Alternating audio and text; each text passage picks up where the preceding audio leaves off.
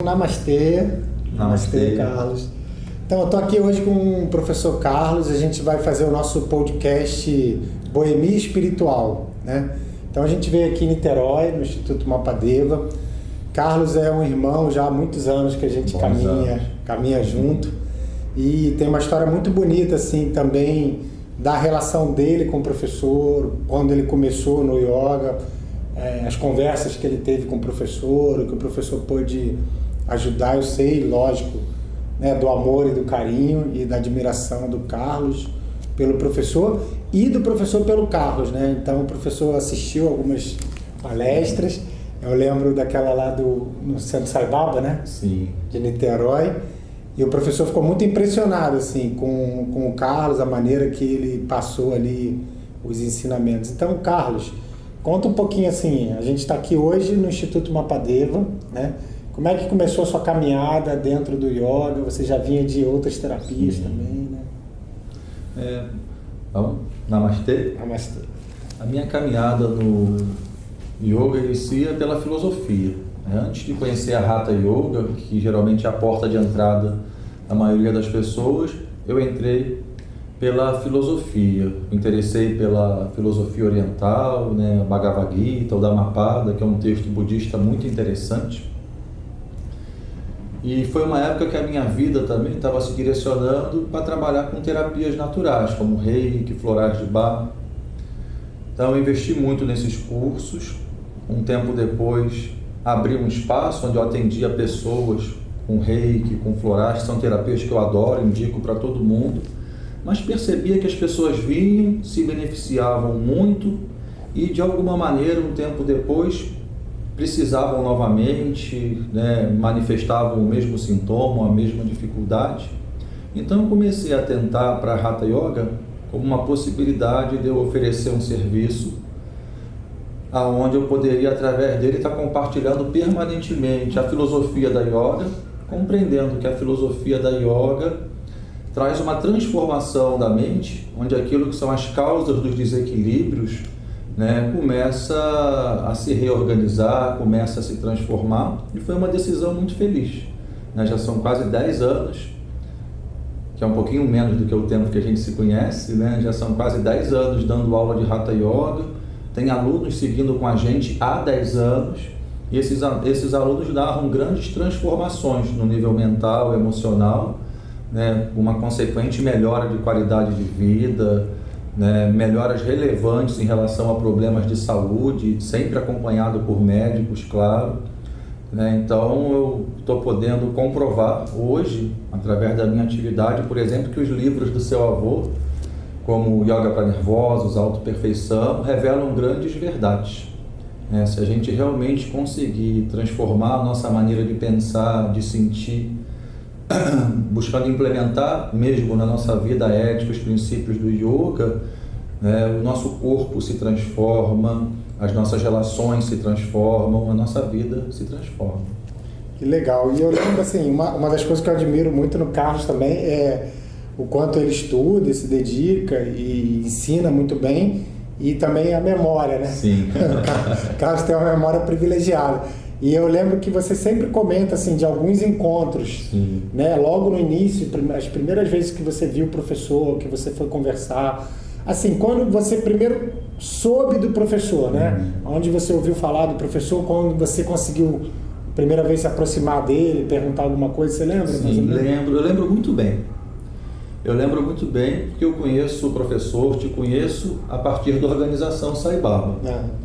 Então, em 2004 ou 2005, eu frequentava o Centro Sai Baba de Niterói, e o nome Hermógenes para mim era só um nome, mas eu não tinha a menor ideia de quem ele era. E em 2004, 2005, eu estudava a filosofia da yoga, mas não tinha intenção ainda de um dia ser professor de yoga. Estudava porque aquilo me fazia muito bem. Eu era técnico de basquetebol. Mas nessa época anunciaram no Centro Sai Baba de Niterói uma palestra com o professor Hermógenes. E as pessoas estavam eufóricas, né, para que chegasse aquele dia que o professor Hermógenes estaria lá dando uma palestra. Eu reparava nessa euforia e isso me deixou curioso, né, para conhecê-lo. E eu lembro bem desse dia, já tem uns 14 anos. Nesse dia o centro Sai Baba estava muito cheio. Eu cheguei um pouquinho atrasado, consegui um local lá atrás, assim, na sala. E estava curioso para ver o professor Hermógenes, que já estava sentadinho lá na frente. Aí a primeira coisa que eu reparei nele foi a simplicidade e a simpatia. Cumprimentava todo mundo que se aproximava dele, muito afetuoso, muito atencioso. Iniciou a cerimônia de cantos. No final da cerimônia, uma pessoa tomou a palavra e se estendeu demais. Então, quando chegou na vez do professor Hermógenes falar, o tempo da cerimônia já estava quase esgotado. Uma pessoa chegou para ele, não lembro bem quem foi, e falou assim: o senhor pode reduzir bem o tempo da sua fala? Aí eu confesso que eu fiquei bem frustrado, né? Eu ouvi a pessoa pedir e falei: não acredito, né? O professor Hermógenes está aqui, veio do Rio, e eu preferia que esticasse o tempo de palestra, mas enfim, havia uma noção que devia se respeitar aquele horário pré-determinado, e deram para ele 10 minutos para falar. Aí eu me recordo de algo que me marcou, que muita gente podia se aborrecer, né? Fui convidado para dar uma palestra e me dizem que eu só tenho 10 minutos. Ele acolheu aquilo com uma tranquilidade. O que eu vejo disso eu estou aqui para servir, né? Eu não estou aqui, né, para aparecer, né? Se o serviço tem 10 minutos, eu vou servir bem em 10 minutos. E o tema que ele ia falar era o amor. Aí ele contou uma história assim: eu tenho um amigo com a idade já avançada que casou com uma moça muito mais nova, mas muito mais nova, como se ele tivesse quase 80 e a moça na faixa de 30. Os dois se gostavam, ele tinha um sentimento real por ela e ela por ele. Mas chegou um momento, com o passar de alguns anos, que ele começou a perceber, né, que não estava bom para ela o relacionamento, né, que ela não estava feliz e ele não podia realmente atender aquilo que era uma demanda lícita da idade dela, né, em relação à viagem, a atividades. Mas ela, como gostava muito dele, né, buscava de toda forma estar se adaptando ali às possibilidades dele. Então um dia ele chegou para ela e falou assim: olha, eu vou pedir que a gente se separe e eu vou fazer isso porque eu te amo e quero te ver feliz. Aí o professor Hermógenes falou assim: isso é amor. Então foi a primeira vez que eu vi o professor Hermógenes. Legal. Dando uma lição tanto no exemplo, dentro de uma situação, e aproveitando 10 minutos, né, para trazer uma história que mostra pra gente, né, que quando eu amo o outro, eu realmente me importo com o outro. Eu quero a felicidade do outro. Eu me desapego daquilo que é caro para mim, mas o preço disso está sendo a infelicidade do outro. Então, numa fala que eu acho que ele não levou os 10 minutos, né, ele tocou o coração de todo mundo. Que legal, isso assim, é impressionante, né, como o professor, como você mesmo destacou, né, as qualidades assim, de estar sempre disponível para as pessoas e ter essa aceitação, né? A gente no yoga fala muito isso, né? Santoshi. E aquela entrega, né, que o professor, né, não é dele, a gente sabe que é de uma devota de Sai Baba, mas eu entrego, eu confio, aceito e agradeço. Tem muito a ver com isso, né? Quer dizer, a aceitação, você vê, ele foi convidado, provavelmente não, em 2015, ele já estava com uma idade avançada. Foi 2005, desculpa. Ele com uma idade avançada, sai de casa e bota fogo, vem para Niterói para dar uma palestra. Sobe uma escadaria de uns 120 degraus. Era na casa do Moacir. Era na casa do Moacir. Então, que era numa casa lá no alto, né, na ponta da praia ali, e programado talvez para dar uma palestra de, sei lá, 1 hora, 40 minutos, e falam para ele: ó, você só tem 10 minutos. É como o Carlos falou, muita gente ia falar: pô, mas para que eu vim lá do Rio para falar 10 minutos, né? Mas o professor era assim, né? Eu lembrei de uma outra história com um amigo nosso que o Carlos conhece, o Cláudio João e a Lucia, que são devotos também antigos de Sai Baba, que ele conheceu o professor. Ele fala que essa história foi início da década de 80, que o professor foi convidado para dar uma palestra sobre yoga numa faculdade. Eu não lembro o nome da faculdade, mas era num subúrbio do Rio. E ele chegou lá, não tinha ninguém para palestra. Só estava o professor, a Maria e esse casal, que na época não conhecia o professor. E o professor deu a palestra de 1h30 inteira na mesa, sentado de frente para o Cláudio e para a Lucy, que hoje em dia são amigos meus, né? E ele falou assim, cara, aquilo do teu avô me comoveu muito, assim, porque ele já era um escritor, já tinha vendido milhares de livros, já viajava o mundo dando palestra. Ele podia virar e falar assim, cancela a palestra, né? Mas ele fez questão. Então isso era... E que a gente está sempre aprendendo, né? Sim. Porque a gente está sempre passando por situações e lembrando um pouquinho, né? Como que o professor reagiria nessa situação ou naquela situação. Então, lembrar dessas histórias, o que eu falo assim, além da personalidade do professor, porque ele mesmo, o Carlos também já deve ter escutado ele muitas vezes falar isso, que não era ele, era o yoga. Sim. Mas o yoga traz isso para a nossa vida, né? Levar uma vida mais aceitando as coisas boas, que é fácil, e as coisas não boas, sim, aprendendo, né, Carlos? Eu lembrei de mais 2 histórias. Uma engraçada, foi uma das primeiras vezes que a gente falou um pouquinho, e eu não deixei de cair numa das piadas dele, né? Uma vez foi no congresso da organização Sai Baba em Belo Horizonte, num café da manhã. Era no Sesc Venda Nova, em Belo Horizonte. Então é um Sesc muito grande, o refeitório é enorme. Então eu estava tomando café da manhã com Juliana, estávamos só nós 2 na mesa, e quando entra o professor Hermógenes no refeitório, né, quase todo mundo para, olha, né, espera ver para onde ele vai. Então ele veio caminhando, cumprimentando algumas pessoas. Aí, para minha surpresa, ele veio conversar comigo. Eu não esperava, não tinha ainda um vínculo com ele. E ele falou assim, meu filho, você dormiu bem? Eu falei, dormi, professor. Eu estava feliz da vida dele estar ali falando comigo. Você dormiu bem mesmo? Eu falei, dormi, professor. E depois que ele perguntou a 3ª vez, eu caí na pegadinha dele. Eu devolvi a pergunta. Eu falei, o senhor dormiu bem? Aí ele fez um ar assim de cansado, falou, meu filho, eu dormi de joelhos a noite toda. Aí eu imaginei a cena dele ajoelhado e perguntei, mas por que o senhor dormiu de joelhos? E ele respondeu, porque eu desde bebê, eu nunca tiro os joelhos para dormir. E saiu andando rindo. Eu acho que ele pegou mais uns 3 no caminho, assim. E ele ainda comemorava, peguei mais um.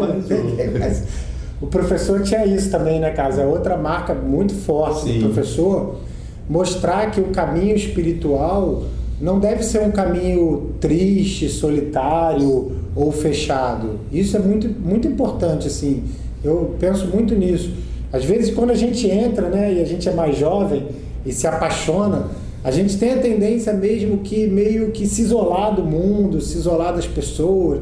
Às vezes se torna até um pouco chato, radical, né?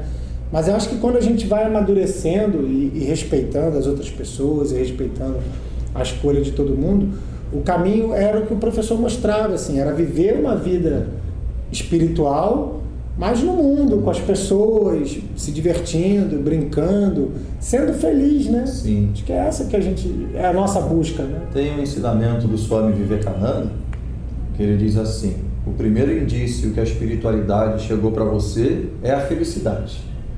Então é claro assim que a busca espiritual pode implicar às vezes na gente buscar vencer um comportamento difícil, se desapegar às vezes de um conceito que parece uma verdade para a gente. Então a gente pode vivenciar alguma turbulência, tem até essa tendência, mas a experiência espiritual é uma experiência de felicidade. Quando a gente desperta para aquilo que a gente é, Sat Chit Ananda, né? Ananda é bem-aventurança. Então, uma pessoa com realização espiritual, que eu não tenho dúvida que era o caso do seu avô, tem que expressar essa felicidade. E eu me recordo de uma outra situação, uma das primeiras vezes mesmo assim, que eu falei com ele, foi num dos aniversários do Sai Baba, quando ele fez 85 anos, fizemos um grande festival aqui no Rio de Janeiro, e cada centro Sai Baba fez uma apresentação. A de Niterói foi um esquete teatral, e representamos eu e Juliana, e o meu desempenho não foi nada bom. Então, quando a gente saiu do palco, o professor levantou, a gente estava passando pelo local que ele estava, que era a saída, lá no sítio da Dona Lourdes.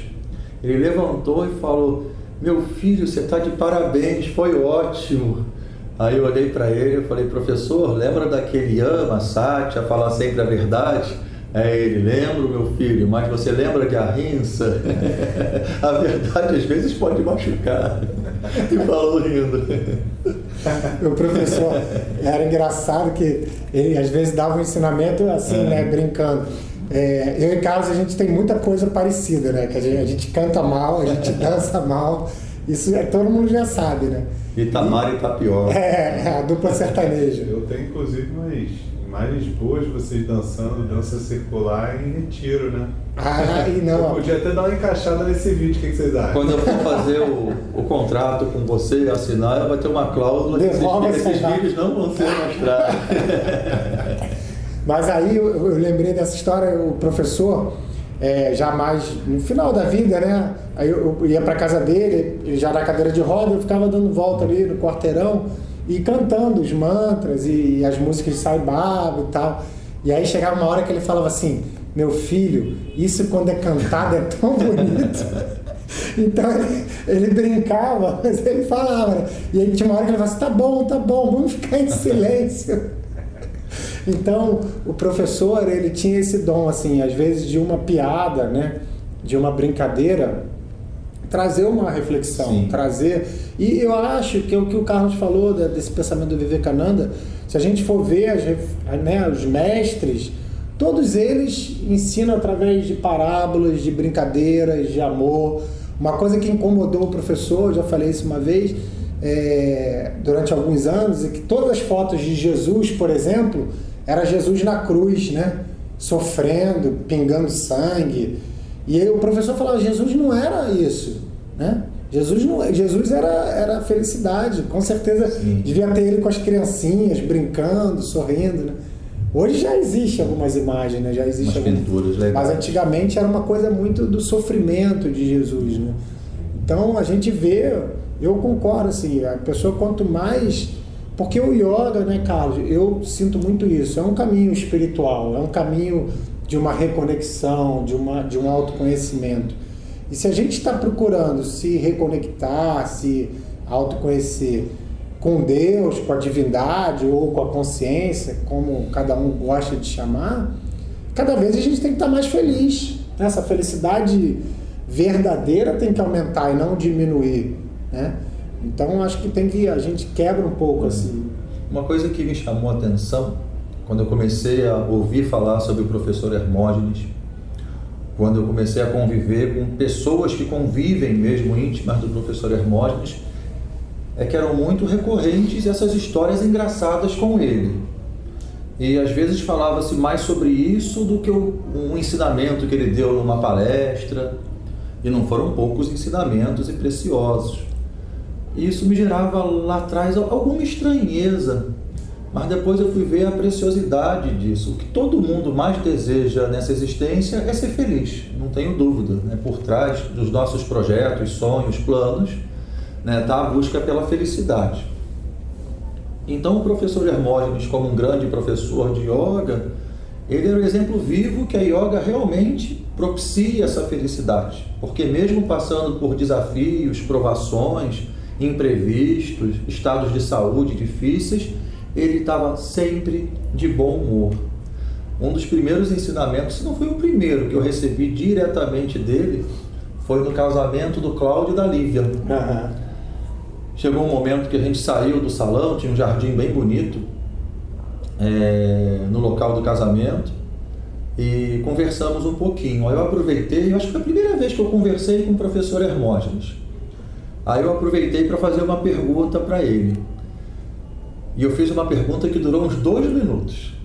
É interessante a gente orar e vigiar. Eu não estava vigiando muito, depois eu me dei conta que eu fiz a pergunta mais para me exibir para ele do que para obter uma resposta. Mas ele sacou isso. Então nessa pergunta, eu não me lembro bem qual foi a pergunta, mas eu lembro que eu falei o que eu achava. Eu citei o nome de autores, de livros, e dei a maior volta. Aí eu falei, o que o senhor acha disso, professor? Aí ele silenciou uns segundos, você estava pertinho, e falou assim, meu filho, você quer aprender yoga comigo? Leia os meus poemas. Ele não falou absolutamente mais nada. Então ele me deu uma lição naquela hora que ele percebeu, né, certamente havia meu interesse de aprender com ele, mas que naquele instante, né, o ego, que é muito ardiloso, né, o que ele queria era se mostrar um pouquinho, né, e o professor, percebendo isso, me tirou totalmente dessa posição, né, acho que ele me tirou da mente para o coração. Interessante o Carlos falar isso, né, que o professor falava muito lembrava muito isso, assim, que uma coisa que às vezes, não é que chateasse, mas deixava ele reflexivo, é que o professor tem muitos livros, né, quase 30 livros. Sim. E técnicos sobre yoga mesmo, a gente pode contar 5, talvez 6 livros mais técnicos. E todos os outros livros, ou são algumas traduções de mestres, mas são de poemas e pensamentos, né? E as pessoas não conseguiram perceber que nesses livros de pensamentos e poema, às vezes tem muito mais yoga do que num livro técnico, né, Carlos? O Carlos, por exemplo, eu sei que ele já me contou isso, um dos livros preferidos, se não o preferido dele, é Yoga, Caminho para Deus. É o preferido, o que eu mais gosto. Então, é um livro que é muito pouco conhecido pelo público do yoga, que não é um livro técnico de posturas e respirações, mas que é um livro preenchido pelo yoga. Ele pega ali os 4 caminhos do yoga, né? O caminho da ação, Karma Yoga, da devoção, Bhakti, né? do conhecimento, Gnana Yoga, e da meditação ou da introspecção, Raja Yoga.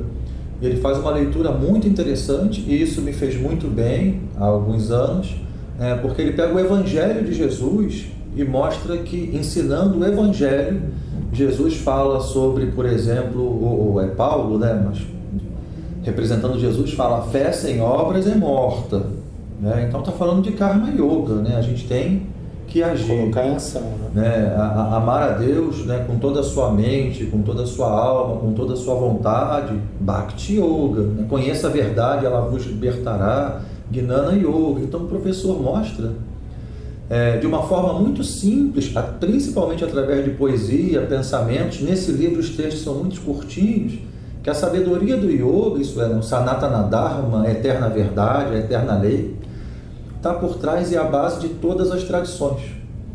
E ele tem uma maneira simples de escrever que tanto esclarece quanto motiva a prática.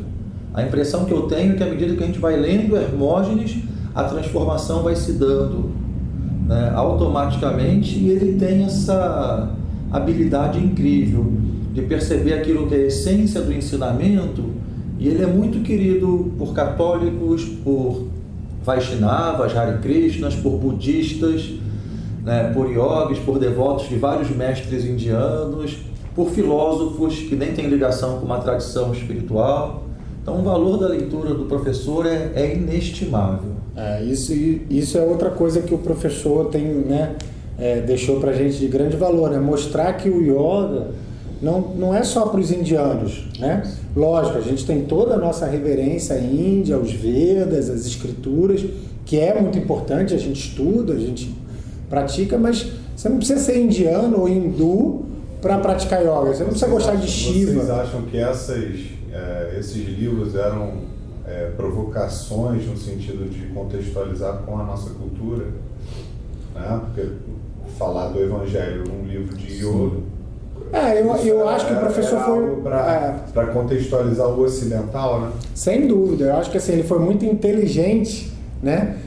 Apesar de ler esses textos mais clássicos, né? Como os Vedas, Bhagavad Gita, Yoga Sutra e tantos outros. De Jesus, né?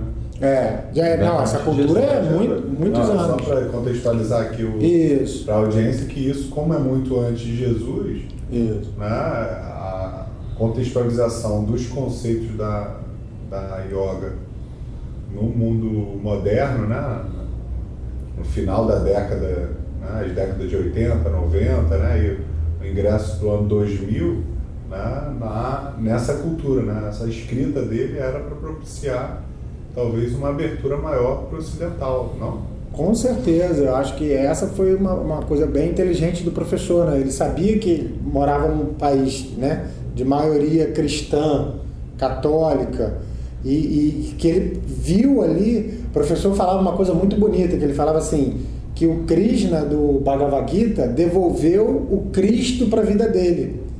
Isso é uma coisa muito legal, quer dizer, ou seja, quando ele começa a ler o Evangelho, né, depois já de ter se tornado professor de yoga, depois de ter estudado Bhagavad Gita, ter ido à Índia e tal, e volta e lê o Evangelho com outros olhos, né, ele percebe a semelhança do ensinamento total, né, semelhança do ensinamento de Jesus, do Evangelho, com o que o yoga prega, né? O Carlos também estuda bastante sobre isso, faz palestras sobre isso, São Francisco de Assis, Jesus, o Pai Nosso, são textos de yoga, né? Sim. Né, Carlos? O que você pensa um pouco? Fala um pouco pra gente assim, como que você sente, né, esse pioneirismo, que até outros professores de yoga também fazem, muito bem até, mas o professor eu acho que foi um dos primeiros que conseguiu perceber, pelo menos aqui no Brasil, né, que o yoga não precisaria que nós fôssemos à Índia para aprender o yoga verdadeiro, ou virássemos hindu, ou cultuássemos Shiva ou Ganesha.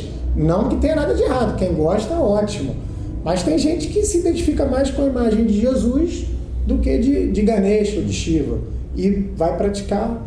Né? Tem até o exemplo do professor João Batista, lá do Instituto, professor mais antigo, né, dando aula até hoje, talvez o mais antigo do Brasil, que continue dando aula lá no Instituto, um dos primeiros professores. Ele nunca foi à Índia. E talvez, para mim, é um professor, uma referência no yoga, viveu a vida inteira de yoga e nunca foi à Índia.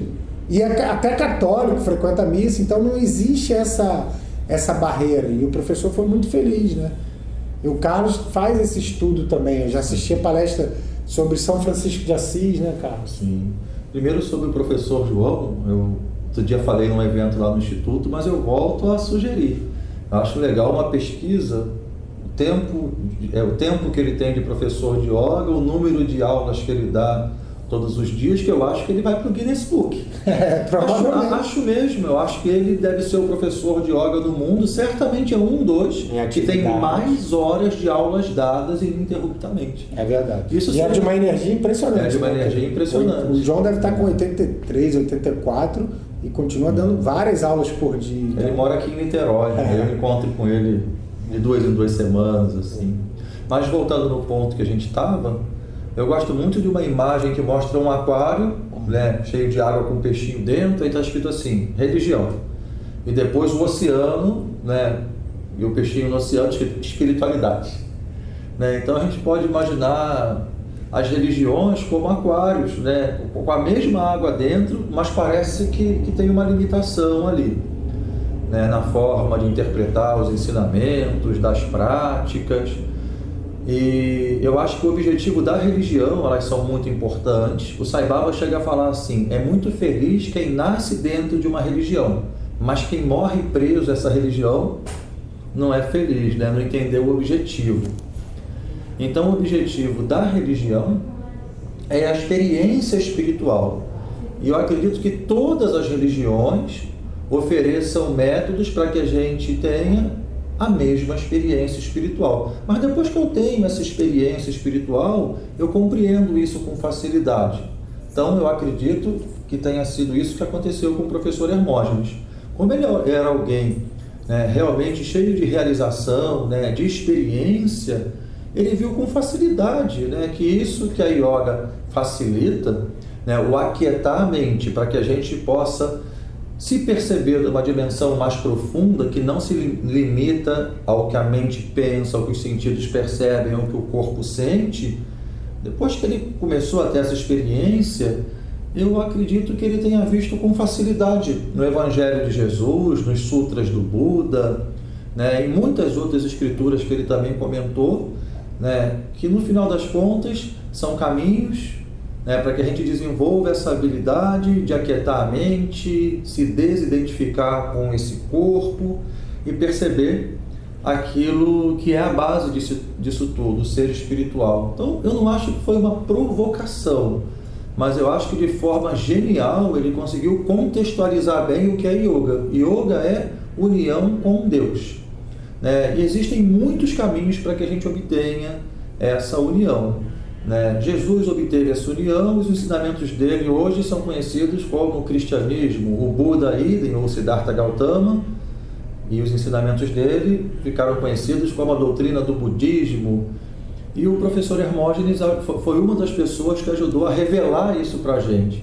Aqueles véus, né, que encobriam essa visão mais ampla, né, que entendiam, não, é só esse que salva, ou é só através dessa instituição. Eu não tenho dúvida que milhares ou milhões de pessoas conseguiram tirar esses véus graças à literatura, às palestras, à presença do professor Hermógenes. Com certeza, e isso fez com que o professor se aproximasse, como o Carlos falou, né? O professor tinha amigos lamas budistas, tinha amigo do Padre Zezinho, amigo do Leonardo Boff, amigo do pessoal Hare Krishna.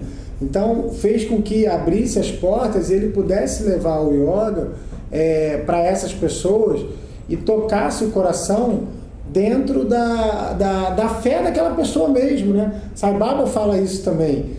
Se você é um católico, você está bem, você acredita, você pode se tornar um melhor católico, né? Praticando o yoga, a meditação, a cultura, você se torna ainda melhor dentro da sua fé, né? Então, o professor lembrava muito, né? A religião vem de religare.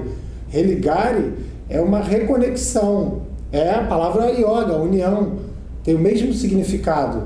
E como o Carlos falou muito bem, essa união, ela pode se dar em diversos caminhos, com diversas roupas diferentes, templos diferentes, e não tem problema. Gandhi também, né? Gandhi falava que existem tantas religiões quanto os seres humanos no mundo. Ou seja, cada ser humano tem a sua forma de se reconectar, né? De se encontrar. Eu vi um vídeo do Dalai Lama ensinando o Evangelho numa catedral em Londres. Então, o líder do budismo tibetano, convidado por padres e bispos, ensinando o Evangelho de Jesus. Isso é muito bonito, que mostra que essas pessoas que convidaram já têm essa noção. Aquilo que o Cristo propõe que a gente realize é o mesmo que o Buda propõe, que Krishna propõe, que é o despertar da verdade que liberta da ilusão. Então, nessa palestra do Dalai Lama, ele abriu para perguntas e perguntaram assim para ele: Sua Santidade, já não é hora da gente criar uma religião única para todo mundo, que congregue os princípios de todas as religiões? Aí ele riu, mas riu de forma afetuosa, e falou assim: não, tem que ter todas essas religiões e ainda vão aparecer outras, porque de acordo com os tipos de mente, com as culturas, com o tempo, né, existe uma fórmula necessária. Então a fórmula que me atende talvez não atenda o Tiago, a fórmula que atende o Tiago talvez não atenda o Felipe, a Thaís. Então as religiões, elas têm um papel importante, mas a gente tem que lembrar que elas não têm uma finalidade institucional. O Sai Baba diz assim, né, em verdade só existe uma religião, que é a religião do amor. Então todas as religiões devem levar a gente a isso, a se perceber como amor. Só existe uma raça, a raça humana, independente da cor, independente do país, todos somos seres humanos. Só existe uma linguagem, que é a linguagem do coração. Só existe um Deus e ele é onipresente. É o mesmo Deus que é chamado de Cristo, de Buda, de Alá, de Jeová, de luz infinita. Da mesma forma que aqui eu falo água, na Inglaterra é water. Imagina um sujeito que só fala português chegar morrendo de sede na Inglaterra e alguém oferece water, ele fala: não, eu só quero se for água, e o cara morre de sede. É isso que acontece com muitos religiosos que ainda não saíram do aquário. Eles pedem por Deus, mas acham que Deus é representado só por aquele nome. Aí às vezes Deus responde por outro nome e diz: esse eu não quero, eu quero Deus que é esse aqui. E dessa maneira a gente às vezes se fecha para grandes oportunidades. E mais uma vez, como fez diferença, no mínimo no nosso país, essas décadas que o professor ensinou, as aulas que ele deu, os livros que ele escreveu, porque as tradições têm muito o que aprender uma com as outras, e a gente sente hoje que o mundo está carente disso, o mundo está carente dessa ética religiosa, isso é, dessa ética que propicia essa religação, não ser violento, não mentir, não roubar, não acumular, que a energia sexual flua de forma equilibrável, moderada e saudável. E a gente encontra explicações detalhadas sobre isso na obra do professor. É isso, gente. Poxa, Carlos, muito obrigado aí pelo bate-papo, pela nossa boemia espiritual, Sim. né? E vou aproveitar, lembrando, fazer um convite para vocês. Em dezembro a gente vai estar junto num evento com a Monja Cohen. Então, depois dá uma olhada aí no Facebook, no Instagram, tanto do Instituto Hermógenes quanto do Mapadeiro, o vídeo vai estar aí para vocês. Então, pegue as informações e vem passar aí um fim de semana, eu, Carlos, Monja Cohen, vários amigos, dia 13, 14 e 15 de dezembro, tá? O tema vai ser a yoga do Buda, o yoga do Cristo. Isso, então, justamente o que a gente estava falando. O que a gente estava falando. Então, a gente vai ver como as escrituras do yoga, né, o Evangelho de Jesus, né, e os sutras, os textos budistas, né, eles convergem numa mesma direção. Eu lembrei, eu ia falar isso antes e voltou à minha mente agora, de uma brincadeira que seu avô faz num dos textos, que num primeiro momento, quando a gente está lendo, a gente estranha que ele diz assim: e todo yogi deve se converter. Aí essa palavra conversão, às vezes, faz com que a nossa mente associe com períodos da história que não foram muito legais, mas ele fala, deve se converter mesmo. E logo em seguida, ele explica que a palavra conversão, ou se converter, quer dizer se verter, se voltar para o centro. Então é muito legal a gente compreender isso, né? Que um cristão, quando se converte, ele não se converte naquela igreja. Ele, através dos ensinamentos de Jesus, se converte, né? Ele deixa de ficar com a atenção presa do lado de fora, né? Ligado a uma ilusão, e se voltando para dentro de si mesmo, ele acende a luz, né? Ele encontra o eu verdadeiro. Então o budista também, quando se converte, não se converte em budismo. Através do budismo, ele se converte, ele consegue se voltar, né, para o reino de Deus, né, que está dentro de nós, não vem com observâncias, não se pode dizer isso, aquilo, acolá. Então acredito que em dezembro a gente tem uma grande oportunidade de estar percebendo como a mensagem de Buda, Jesus e Krishna, né, tem o mesmo objetivo e fundamentalmente eles estão falando da mesma coisa. Com certeza. Então a gente espera vocês lá em Mendes e, de novo, Carlos, obrigado por receber. Eu que agradeço você estar aqui. Foi uma honra. Obrigado. Gente, namastê. Namastê.